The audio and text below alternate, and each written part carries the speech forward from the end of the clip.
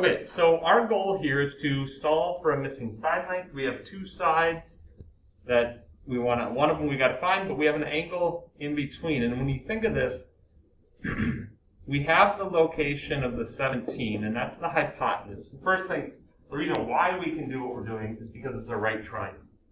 And then we've got the adjacent side. So I'm thinking right away, one of our best friends in math is SOHCAHTOA. I have the adjacent and the hypotenuse. So I'm going to use the cosine of 15 degrees is equal to the ratio of the adjacent over the hypotenuse. And then we can put that as a ratio and solve the proportion with cross multiplying. And then we're just going to grab our calculator and do 17 times the cosine of 15. Do make sure we are in degrees here because it's 15 degrees, so your calculator needs to be in degrees mode. And then we always round to 3 decimals. So the side length x is 16.421 units, whatever it is. So that's regular SOHCAHTOA when we're trying to find a side length. But what about finding an angle? Okay. Now, they give us two side lengths of a right triangle, and we have to find theta. So I'm going to look at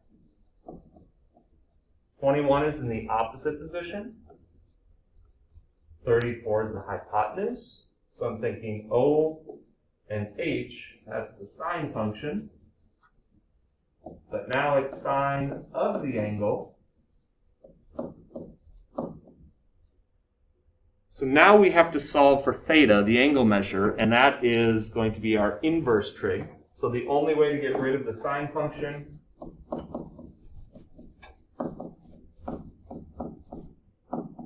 is to do the inverse. That should be a -1 right there. That didn't appear very nicely. And that's just that extra separate button in your calculator. I believe we did a lot of this in previous trimesters. So when I do that, I'll get my angle measure to be 38.145 degrees. And I'm going to round that to the nearest third decimal. And there you go. So those are two prerequisite skills that we need to go into today. But it also leads into something that hopefully you're familiar with. Both of these problems were right triangles. And when we have right triangles, we've got a lot of ways to solve. We could do Pythagorean theorem. We could do SOHCAHTOA the regular way. We could do inverse SOHCAHTOA. And we even have special right triangles, 30, 60, 90, 45, 45, 90. But what happens when we don't have right triangles?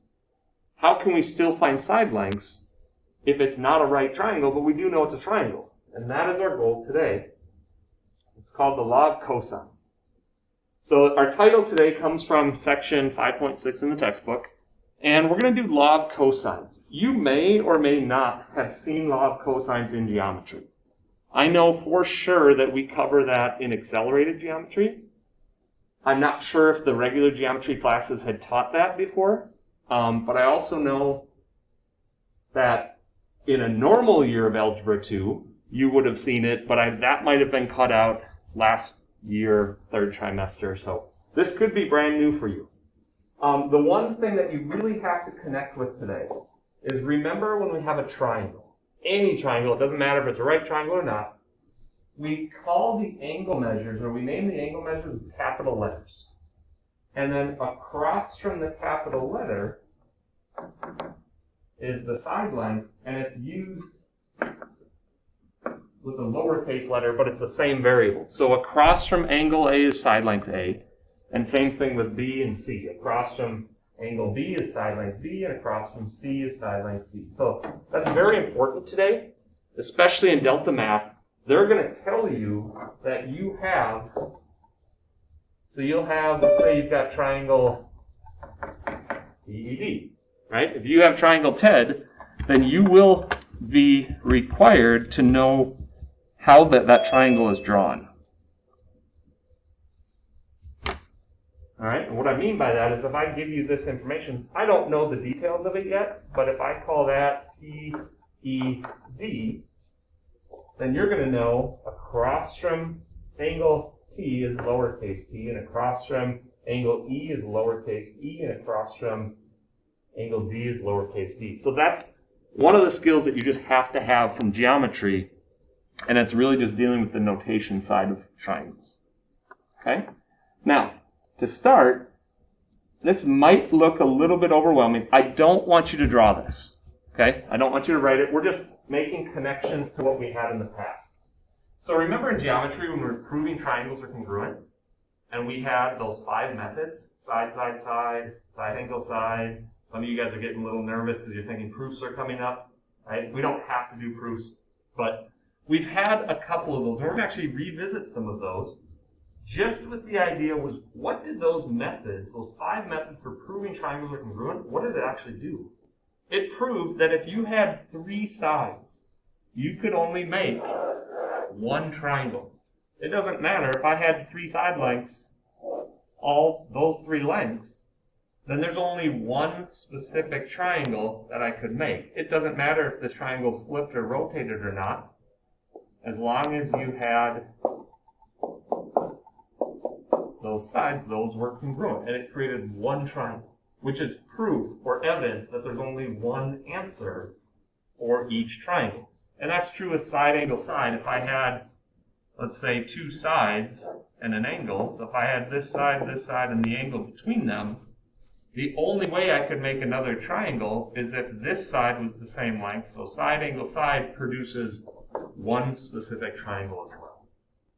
And as we saw in the warm-up, remember that SOHCAHTOA helps us solve a right triangle. We can find missing sides or missing angles. But the question today is, can we solve a non-right triangle? So what happens if it isn't 90 degrees? Well, if it's not 90 degrees, we can't use Pythagorean theorem. We can't fully use SOHCAHTOA, but there is a method called the Law of Cosines. So, hopefully you titled Law of Cosines somewhere. I'm not going to have you write down this whole thing. I'm just going to have you write down the formula. And there's actually 3 separate formulas, but you're going to see you only need 1. And you don't have to really memorize these either. But what if I have a triangle? So don't write this, but it's just to set it up. I have to have a triangle for this to work. And the sides and angles have to be labeled in the usual way, and we talked about that. Across from side A is angle A and vice versa. So if that's the case, here is the law of cosines. And that's the only part I would really write from this. The law of cosine says if you take the side length A and square it, A squared is equal to B squared plus C squared. Well, doesn't that kind of look familiar? A squared equals B squared plus C squared. That's kind of like the Pythagorean theorem. And there's a reason why and where this came from. But there's extra pieces added on. And then it's minus 2 times BC times the cosine of A. Now let's look at this, just knowing what we know about how triangles are written.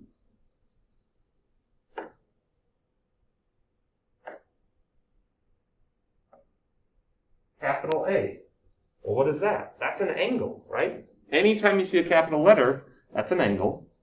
And then what are the other side lengths? Well, notice how if I start with A, if I start with side length A, because it's a lowercase, that's a side, and I end with angle A. So start with A, end with A. And then the other letters that I'm not using are the ones that are in between. B squared plus C squared minus 2BC. And those are all side lengths. So I'm not sure if this helps, but remember capital A is the angle, and all the lowercase letters are sides. And then we have this, we already talked about this, so I might get rid of it. Now, I realize there's a delay because I'm filming this, so it really slows things down. There are 2 other formulas that I don't think you need to write, And I bet you could come up with them. Okay? Well, let's think of this. What if I started with side length b? What do you think the next two pieces are going to be? A squared and c squared, right? Because it's the other two sides. And since it's following the pattern, then we're going to have 2 times, what do you think the next part's going to be? A times c. And we're going to do the cosine of what? B, right? Start with b, end with b. So there's a pattern here that eventually you're going to come to recognize this or memorize it, but you really only need to know the first one. Right? If you realize that this pattern is true. And then my guess is you can probably fill out the next one. If I start with c, then the other two sides that I didn't use are a and b, so I'll have a squared plus b squared minus 2 times ab. And if I start with c, then I'm going to end with c. So that's the formula or structure of how we're going to use this. We're not going to get into how this is proven or shown to work. We're just going to kind of accept that it's true, mostly because we don't have the time to get into all that. But when would we use this? This might be important for you to write down. When do we use the law of cosines? Well, the law of cosines is true anytime you have a side, side, side, or a side, angle, side. So if you're given all 3 sides, then you know for sure you can use the law of cosines. If you're given the side and the included angle between the 2 sides,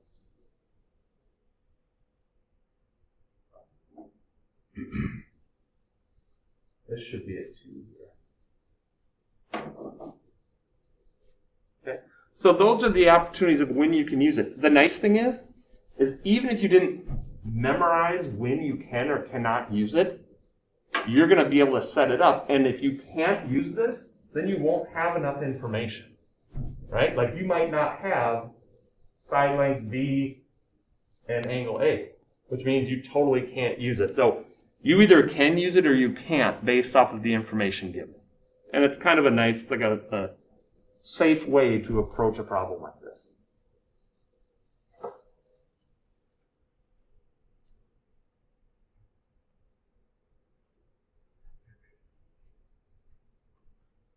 Okay, so we took these problems from Delta Math just so you guys can see the structure. Because notice, it doesn't say ABC, but we just have to know if I have QRS, we could draw a picture. So I'll give you a second. Definitely write this one down. I'll try to make this top a little bigger so you guys can see it. So, yeah, so that's it. They don't. It could be anything. Like I gave you that example, TED, right? You can use any letters. It's just whatever they tell you. So up here they tell you QRS. So you know that those are the angles of the triangle.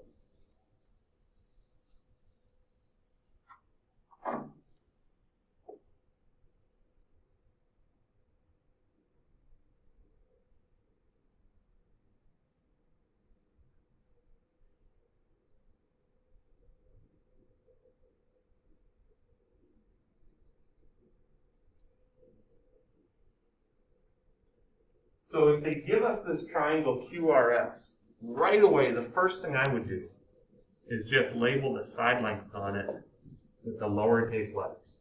So you know across from Q is lowercase q, across from side S is lowercase s, and across from angle R is side length R.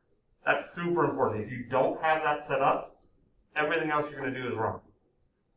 And then we're going to take the information that's given and provide it in our diagram. So I get 370 for side length Q. R is 900.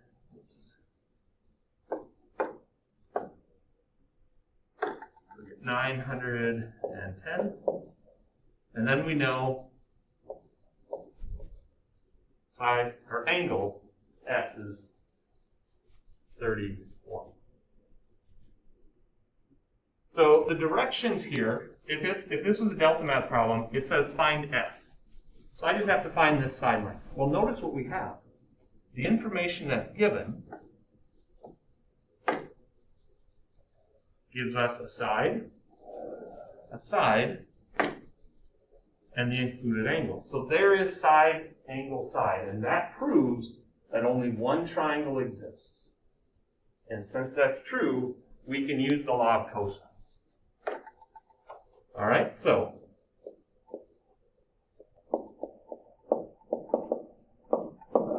the law of cosines is going to state if we start with side length S, we end with angle S. And that's the thing is, if I know the angle measure, I can always find the side across from it if I have the side angle side. So what I would do is, let's set up the equation, all right? And this is the law of cosines equation. So if I start with side S, S squared plus Q squared, or excuse me, S squared equals Q squared plus R squared.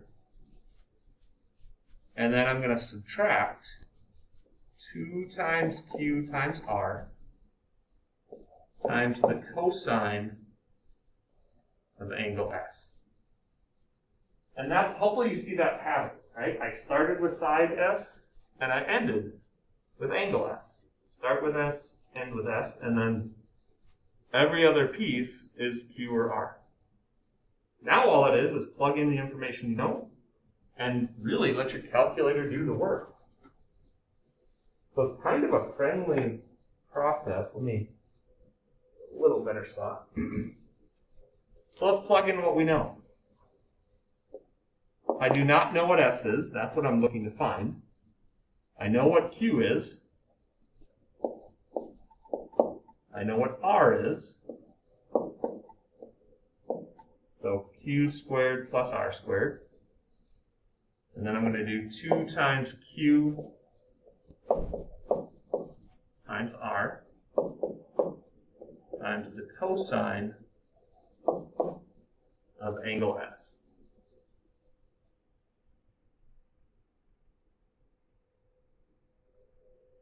Now the only thing that could get you in trouble really if you get to this far is when you do this part in your calculator, it's 31 degrees, so make sure your calculator is in degrees mode. To be honest, you could plug all of this right into your calculator.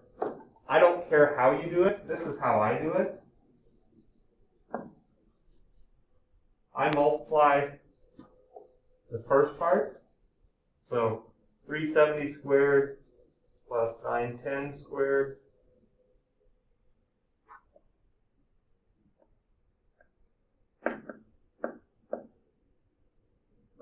and a pretty big number. And then I do the second part, which is all multiplication. So 2 times 370 times 910 times the cosine of 31.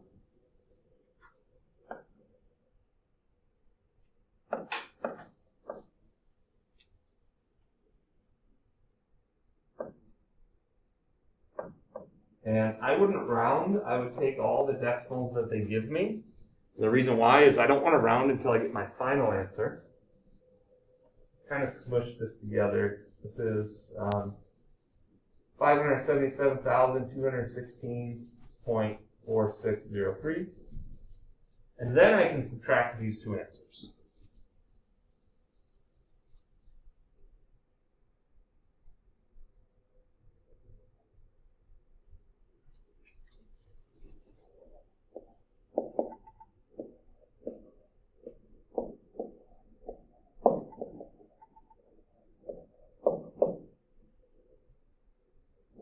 And then the last step is to take the square root of both sides, which conveniently is already in my calculator.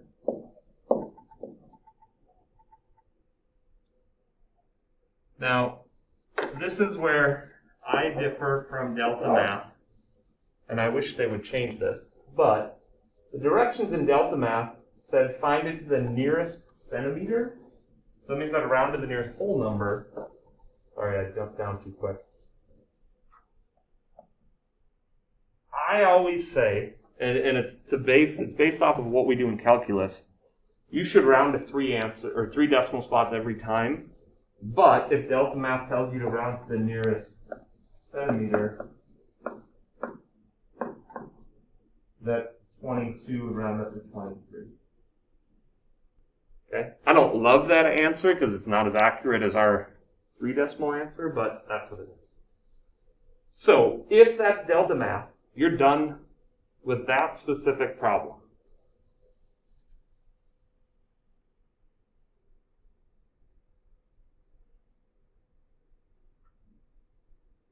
But eventually, and we're not going to get to this today, you might bring back some memories from geometry, is when I ask you to, so that's 623,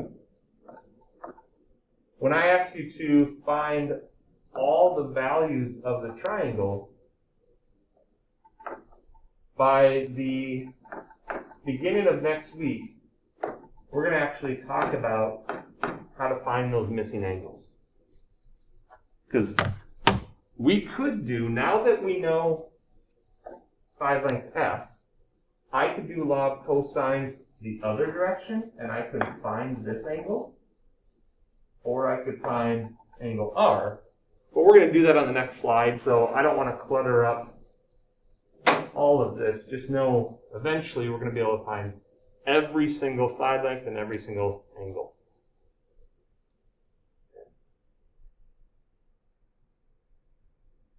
All right. Let's try. I don't think we have too many. We got one more that we're going to have you fully write down. And again, you can see this is a delta math style problem, but now they're asking us to find angle G. I don't think you need to write the words out for this one. What I would do is draw the picture and just put the information around the triangle so you can solve it the way.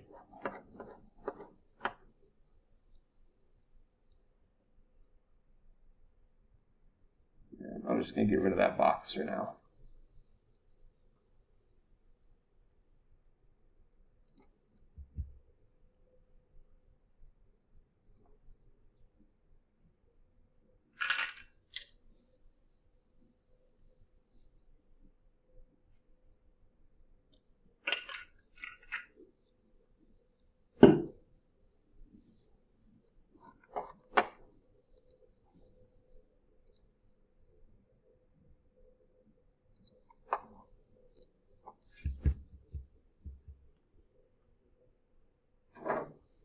Okay, so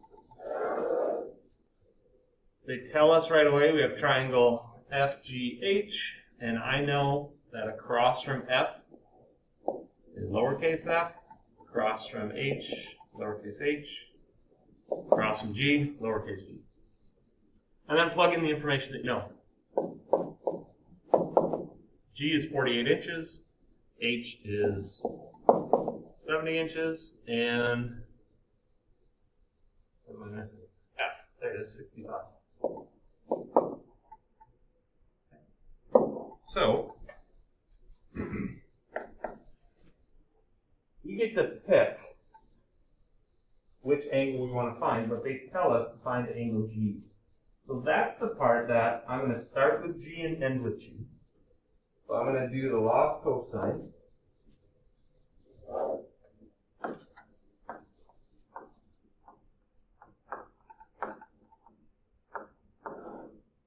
Which tells me if I start with G, the other two side lengths involved are H and F. And it doesn't matter if you put F and H, it doesn't matter the order that those two go in, because it's addition.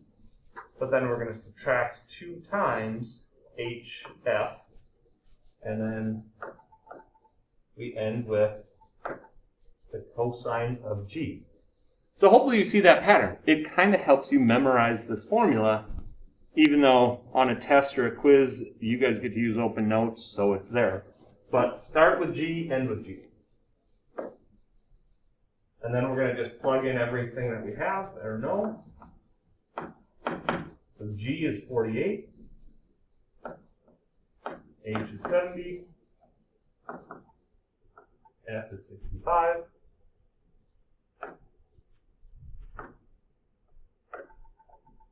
And you can use parentheses here too, sometimes that helps.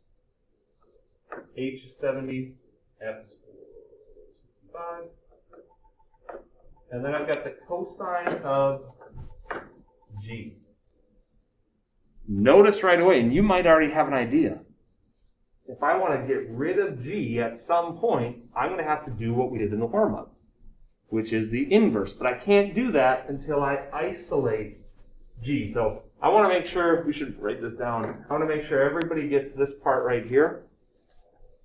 Because what I usually see is I see a lot of students get to this part, and then they screw up on the algebra. So pay very special attention to what we're doing.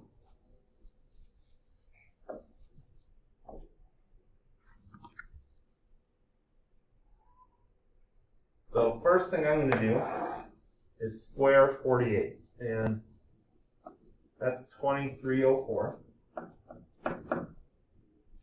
And kind of like we did in the other example, I'm going to do the 70 squared plus 60 squared. No, 65 squared. So I'll get 9,125. And then here's the part where kids make some mistakes. They try to do too much in their calculator at once. And they do the green and the red part together. We can't do that because this is a times by cosine. It's kind of like the cosine of g is connected to whatever that is. So I'll do 2 times 70 times 65. And that gives me 9,001 times cosine of g. You cannot subtract the green and the red right now. They're, in a sense, they're unlike terms. Ooh, Jalen, thank you for that. I will make a connection. I'll make a correction.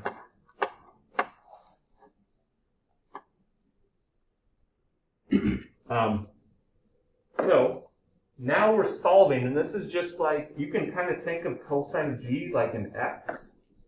So I need to subtract the green part and then divide by the red. So just notice how that operation is set up. So I'm going to subtract.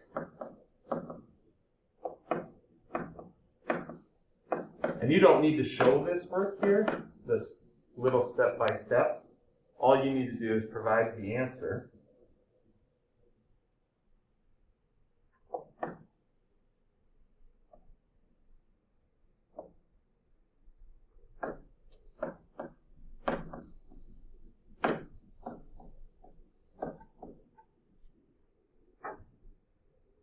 And then we would divide to get the cosine of g isolated.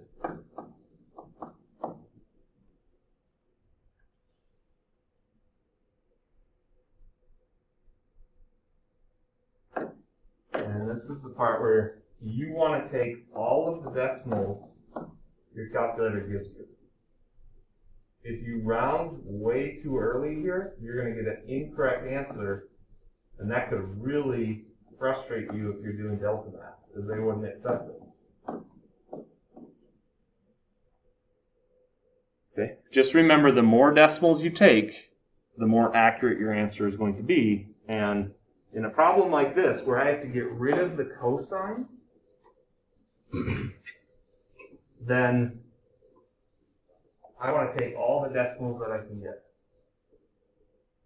Now, the other thing is, how do we get rid of a cosine? I can't divide because cosine is connected to the g. So the only way to do that is to take the inverse of this whole decimal. The nice thing is you can use that answer feature on your calculator, so you don't have to keep retyping this in. But that's the way that we get rid of cosine. Right? We do the inverse of that.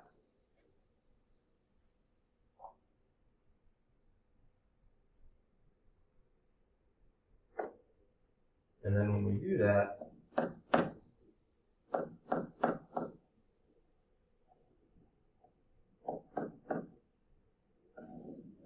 I find the measure of angle G.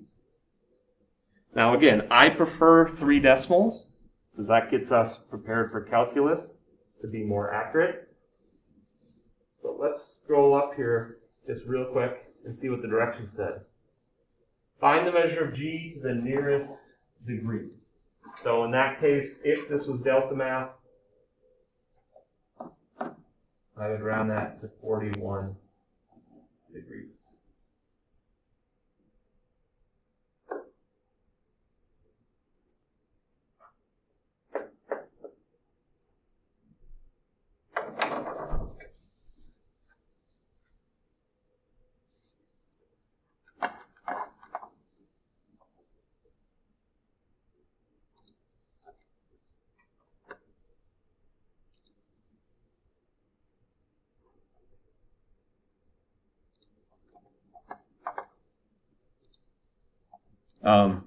It was brought to my attention that I accidentally put the quiz due today. The quiz is not for today. The quiz is for tomorrow. So thank you, Jalen, for bringing that to my attention. And I just changed it.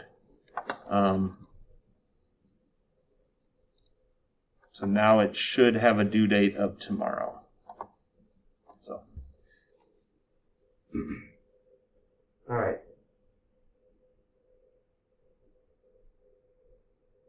We got one last problem that we're going to do here together, and it's a word problem that sets it up. The word problem doesn't have the same context as these 2 problems that we just saw, but once we set up the picture, the work is the exact same thing, law of cosines. What do you guys think right now, just of what we did today? Not too bad? Okay. All right. Good. Oh, what's that? Oh, you're good? Okay. Thank you. All right. So let's take a look at this last one. It's up to you if you want to actually write this down, like this word for word, or let's just draw a picture. It's slightly confusing just the way that it's written, so I want to just make sure you guys are comfortable with it. But 2 airplanes are flying, and they take off in different directions. So they start at the same spot. One of them flies due east at a rate of 350 miles per hour. Now that's not a distance. I do want you to make sure you know that, right? 350 miles per hour is the rate at which it's going.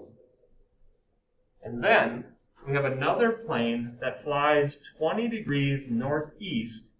So what it's doing, it's actually going, instead of going directly north, it's going 20 degrees off of the northeast course. That's a little bit tricky. You guys don't have to worry too much about that. It's just this specific problem. So then here's the other plane. Okay, now that plane is flying at a 380 miles per hour rate. The question that they ask us is how far are they apart after 2 hours? So what we're looking for is how far are they apart, but we know that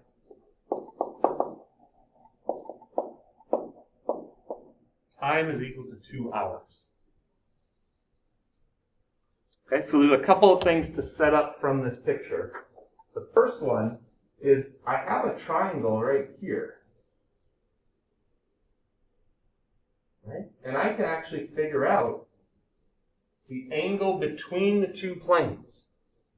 The reason why I can figure that out is if I look at how direct east and direct north are always 90 degrees, and if the plane that was flying 20 degrees off of north, what would this measurement have to be right here if that's 20 degrees?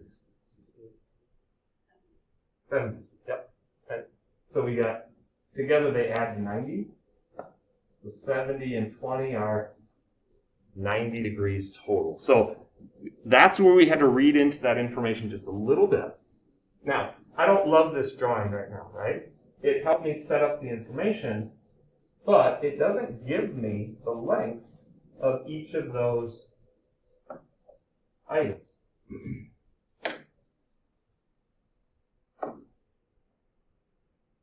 So, what I also need to do is figure out that I traveled for 2 hours.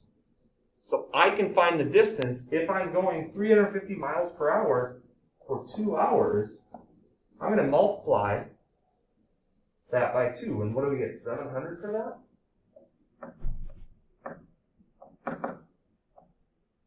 So the bottom length of that triangle will be 700. And then if we double the top one,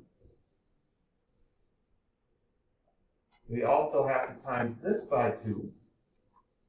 And that gives me 760 miles. So that's how far the planes are apart after 2 hours. I'll let you in on a little secret. This type of question is a really big connection in calculus.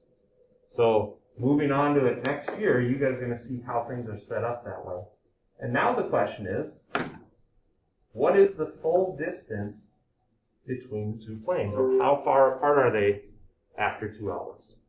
Well, we have a small problem. I don't have any variables. You get to pick, right? Usually people say A, B, C. And then we know that across from A is lowercase a, across from B is lowercase b, and across from C is C. And now it becomes the exact same style of problem we just did. So I'm going to let you guys work on this. I want you to find A and use the law of cosines now, and then we'll go over this in a couple of minutes.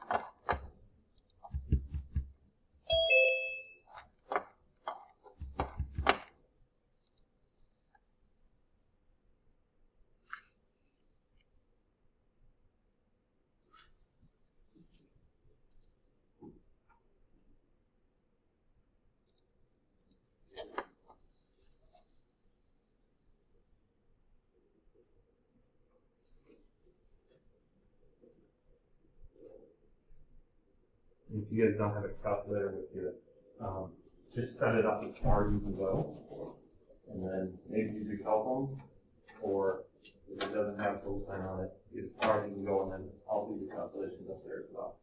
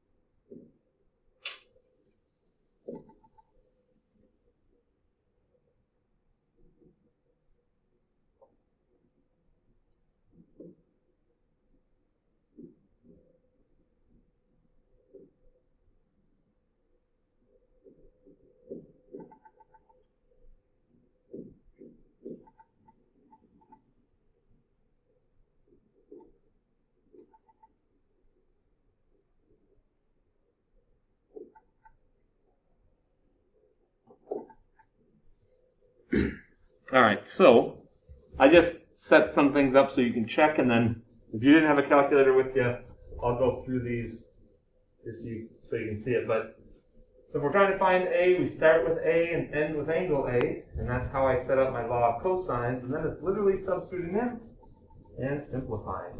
So I'm going to do 700 squared plus 760 squared.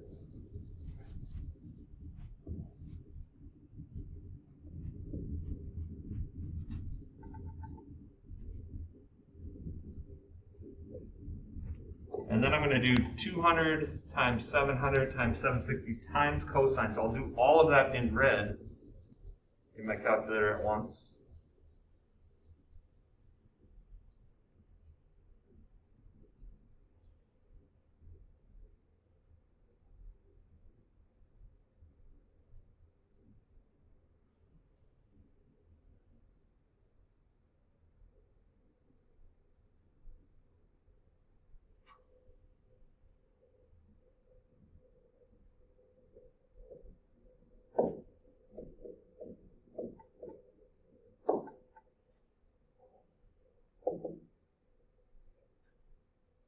and then we can subtract the 2.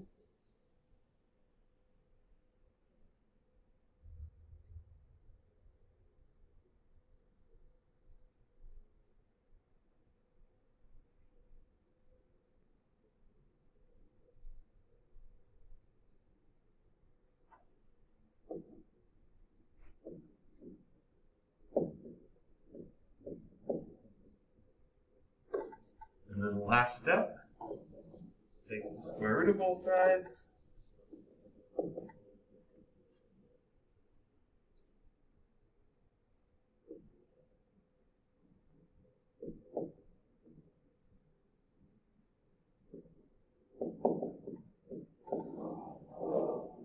And it's important to include the units as well, just because this was a context problem. We were looking for what is the distance between the two planes, and that was in miles. So, assuming I typed everything in correctly, did you guys get that? Or something close to that? Okay. Every once in a while, when you get big numbers, you miss one number, and if you screw it up, things don't look great. So I always kind of confirm that I didn't screw things up, and hopefully we got the same answer.